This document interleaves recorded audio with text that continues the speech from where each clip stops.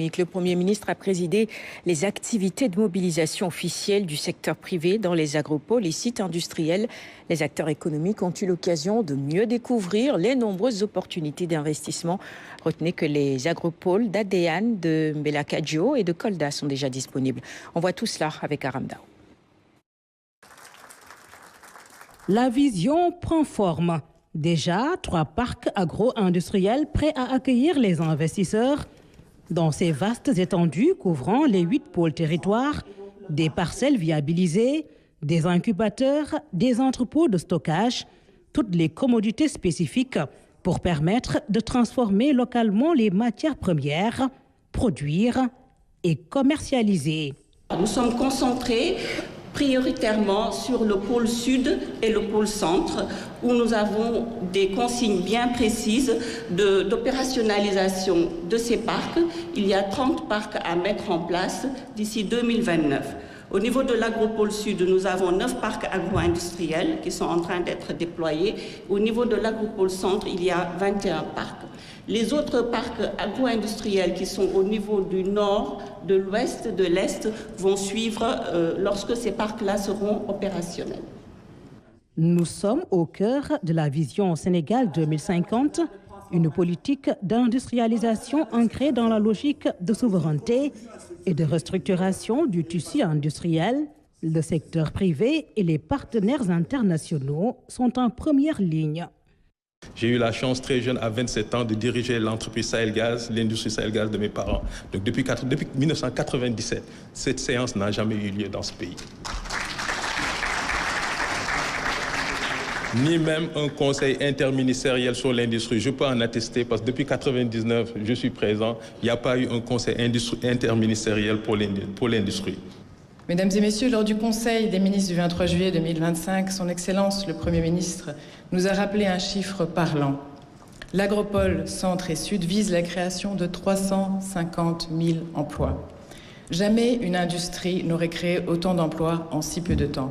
Des emplois durables, des emplois de qualité, des emplois décents qui magnifient le talent, les capacités et les ambitions des Sénégalaises et des Sénégalais et qui magnifient aussi tout le talent du capital humain de ce pays.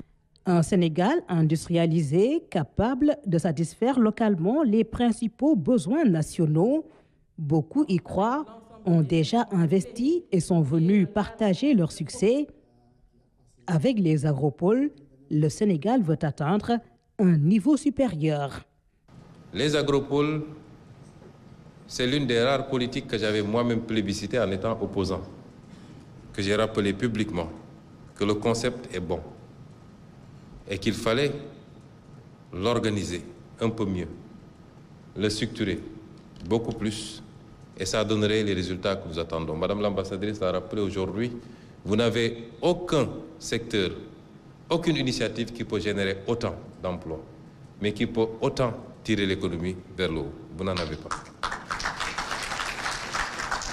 Et en étudiant l'héritage que nous avons trouvé sur place, parce qu'il y avait déjà les projets d'agropole, même si aucun n'avait été finalisé, ni encore moins livré.